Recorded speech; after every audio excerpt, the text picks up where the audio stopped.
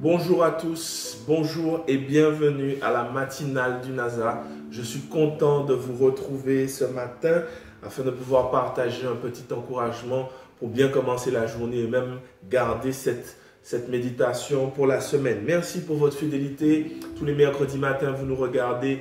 Merci pour ceux qui regardent un autre jour que le mercredi. Que Dieu vous bénisse. Avant de rentrer dans la parole de Dieu ce matin, deux choses, comme d'habitude, deux choses. La première chose que je vous demande, si vous n'êtes pas abonné, abonnez-vous, comme ça vous allez recevoir à chaque fois une notification si nous mettons en ligne une nouvelle vidéo. La deuxième chose que je vous demande, et j'ai envie de dire, c'est la base. Si vous avez été béni, partagez la vidéo, diffusez la vidéo. Dieu ne nous bénit jamais uniquement que pour nous. Il nous bénit pour que d'autres soient bénis. Donc voilà, pour ce matin, on rentre tout de suite dans la parole. Le texte que je veux voir avec vous se trouve dans Marc, chapitre 1er, au verset 9 à 13. Marc 1, verset 9 à 13. Je lis. En ce temps-là, Jésus vint de Nazareth, en Galilée, et il fut baptisé par Jean dans le Jourdain. Au moment où il sortait de l'eau, il vit les cieux s'ouvrir et l'Esprit descendre sur lui comme une colombe. Et une voix fit entendre des cieux ces paroles. « Tu es mon fils bien-aimé, en toi j'ai mis toute mon affection. » Aussitôt, l'Esprit poussa Jésus dans le désert, où il passa 40 jours, tenté par Satan. Il était avec les bêtes sauvages et les anges le servaient. Prions. Seigneur, ce matin, une fois de plus, tôt, à 5 heures, nous sommes là et nous te bénissons. Merci pour ta présence. Dirige-nous dans ta parole. Retire ce qui ne te glorifie pas, au nom de Jésus-Christ. Amen. Le titre ce matin, c'est « Les bêtes et les anges ». Les bêtes et les anges. Le contexte rapidement de ce passage, c'est Jésus qui vient de se faire baptiser. Une voix se fait entendre du ciel, « Tu es mon fils bien-aimé ». Et la Bible nous dit que, poussé par l'Esprit de Dieu, Jésus va aller dans le désert. Ce matin, je veux encourager quelqu'un qui passe par un désert. Peut-être que c'est un désert de maladie, peut-être que c'est un désert par rapport à une situation professionnelle, un désert par rapport à une situation de chômage, un désert par rapport à une situation du foyer, une situation familiale. Et qui dit désert dit que c'est sec, ça ne bouge pas, ça n'avance pas, c'est sur place et que c'est dur. La première chose que je veux partager avec toi ce matin, c'est il faut savoir que ce ne sont pas tous les déserts qui sont le fruit d'un péché. Ce ne sont pas tous les déserts qui sont le fruit d'une mauvaise décision. Alors, on ne va pas se mentir, des fois, c'est nous-mêmes qui nous mettons dans des positions qui font que on va dans le désert, mais ce n'est pas tout le temps le cas. Ce n'est pas forcément à cause de toi si tu es dans un désert où rien n'avance, rien ne bouge. Parfois, la parole de Dieu, souvent la parole de Dieu nous montre que le désert fait partie de la construction de ton identité, la construction de ta relation avec le Seigneur. Ça nous aide pour la croissance avec Jésus, aussi paradoxal que ça puisse être. Donc, première chose, ce n'est pas forcément le fruit d'un péché, la conséquence d'un péché. L'autre chose que je veux voir avec toi ce matin, c'est qu'il est dit qu'il était tenté dans le désert pendant 40 jours. Il était en jeûne. Pendant 40 jours, il ne mange pas, il ne boit pas. Alors certains vont dire qu'il a été tenté après les 40 jours. Quand on lit Matthieu chapitre 4, on a cette impression-là. Mais ici, Marc nous donne l'impression qu'il a été tenté pendant les 40 jours. Moi, je crois que l'épisode de Matthieu nous raconte la dernière tentation qu'il a eue. Mais je crois comme Marc qu'il a été tenté tous les jours. Tu n'as jamais fait un jeûne et à peine lorsque tu commences le jeûne et à peine vient le premier mal de tête, la première gêne, le premier cri du ventre, tu te dis, oui, bon, je jeûne pas aujourd'hui finalement. C'est une tentation pour pouvoir arrêter. Lui, il a jeûné pendant 40 jours.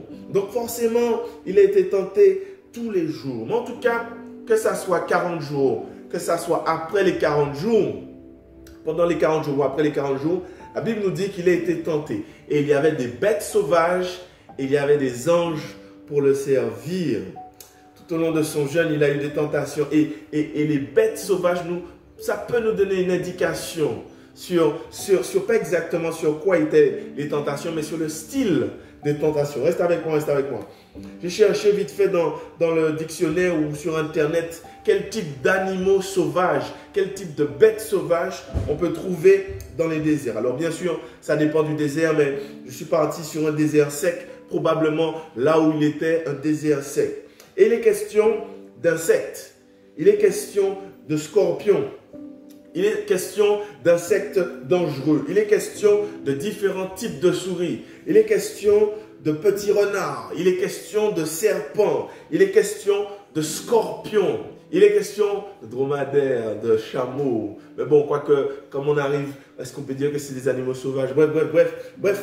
Si on regarde bien cette petite liste d'animaux, qui n'est pas exhaustive, sauf le chameau, ce sont des animaux furtifs, malicieux, embafeilles, vicieux, pernicieux, qui se cachent. Mais qui, s'ils te rattrapent, s'ils te mordent, ça peut être très mal. Ça peut te faire très mal, ça peut faire des dégâts.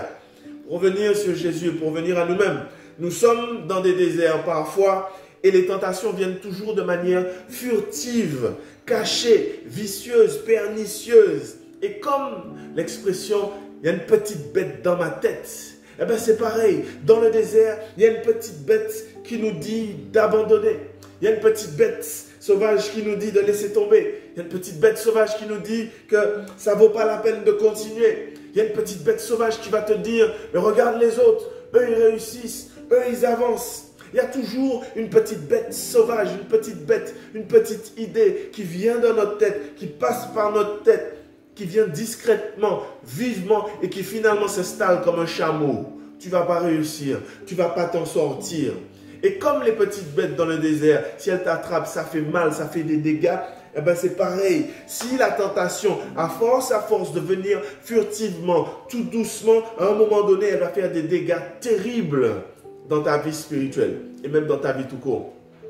Mais j'aime ce texte parce que ce texte nous dit, oui, il y avait des petites bêtes sauvages, mais il y avait des anges pour le servir. Dans ton désert, dans ton épreuve, il y a des anges pour te servir. Mais je vais plus loin avec toi. Le mot grec pour ange, c'est angelos. Mais on traduit aussi angelos par messager. Ça veut dire qu'on peut traduire ce petit verset. Il y avait des bêtes sauvages et des messagers pour le servir. Cela veut dire que dans ton épreuve, dans ton blocage, Dieu envoie des messagers ou encore des messages pour te servir. En d'autres mots, Dieu envoie sa parole pour te servir.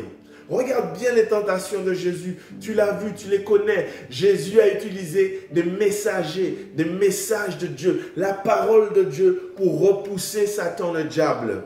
Dès ce matin, repousse les petites bêtes. Saisis-toi des messages que Dieu envoie. Saisis-toi des messagers. Saisis-toi de la parole de Dieu et balaye les tentations. Saisis-toi des versets bibliques et balaye les tentations.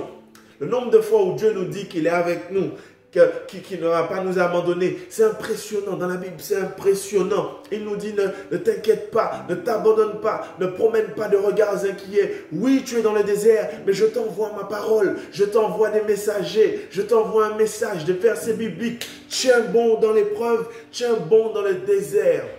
Ne laisse pas la chaleur du désert. Alors, dans les déserts comme ça, il fait très chaud la journée et il fait très froid le soir. Donc ne laisse pas et tu réalises que des fois dans ton épreuve, un coup tu es en haut, tu es fort, un coup tu es en bas. Dans les déserts, c'est comme ça. Ne laisse pas la chaleur du désert bouffer ta tête et ne laisse pas le froid consumer ta foi.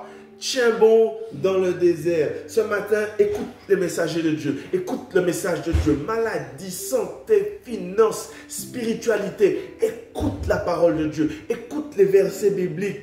Dieu te dit, je suis là, je te ferai sortir. Je suis là, je vais changer le désert. Je suis là, je vais changer la douleur. Je vais changer la tristesse. Mais ne laisse pas le désert te consumer. Et comme j'aime beaucoup ce verset, Ésaïe 9, verset 1, les ténèbres ne régneront pas toujours. Le désert n'est pas fait pour durer longtemps. Je suis avec toi, écoute mon message, je vais te délivrer.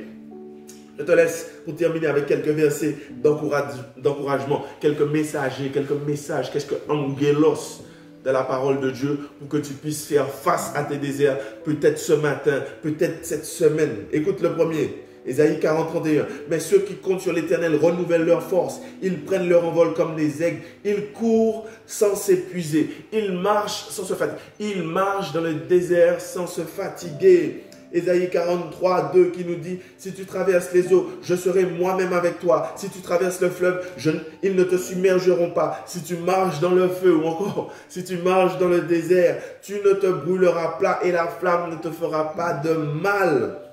Deutéronome 31, 8. L'Éternel marchera lui-même devant toi. Il sera lui-même avec toi dans le désert. Il ne te délaissera pas. Il ne t'abandonnera pas. N'aie pas peur, ne sois pas effrayé. Le psaume 121, verset 1. Je lève les yeux vers les montagnes. D'où me viendra le secours? Le secours me vient de l'Éternel qui a fait les cieux et la terre et le désert. Alléluia. Le psaume 23, verset 4. Quand je marche dans la vallée de l'ombre de la mort, quand je marche dans le désert, je ne crains aucun mal, car tu es avec moi. Ta houlette et ton bâton me rassurent. Habakkuk 2, 3. Car c'est une prophétie dont le temps est déjà fixé. Elle marche vers son terme. Elle ne mentira pas. Si elle tarde, attends-la, car elle s'accomplira certainement. Et Habakkuk 2, 3. Il faut toujours associer Habakkuk 2, 3 à Nombre 23. Dieu n'est point un homme pour mentir, ni le fils de l'homme pour se repentir. Voilà ce que je voulais partager avec toi ce matin. Commence la journée avec un verset biblique, avec un message de la parole de Dieu, et tu verras que les petites bêtes, tu sauras mieux les balayer. La parole, c'est suffisant pour balayer les petites bêtes. Prions. Seigneur, nous te bénissons pour ta parole ce matin. Merci pour le message que tu nous donnes pour repousser ces petites bêtes. Nous sommes dans des déserts. Ce matin, il y a peut-être quelqu'un qui passe par un désert. Je ne sais pas quel désert.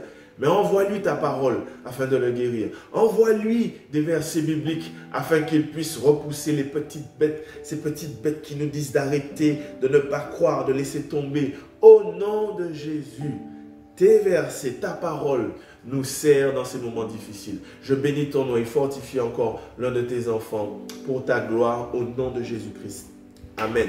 Que le Seigneur vous bénisse, que le Seigneur te bénisse. Et si tu n'as pas encore fait la paix avec le Seigneur Jésus, juste à la fin, il y a une petite prière de repentance. Fais-la sérieusement, sincèrement, et dès lors, tu deviens un enfant de Dieu. Une fois que tu es un enfant de Dieu, rapproche-toi auprès d'une église qui prêche et qui vit la parole de Dieu. Si tu n'en as pas, on va se faire un plaisir de t'accueillir chez nous à l'église du Nazaréen du Monde Vanté. Sois béni à mercredi prochain. N'oublie pas, il y a les bêtes, mais il y a la parole de Dieu pour te servir. Sois béni.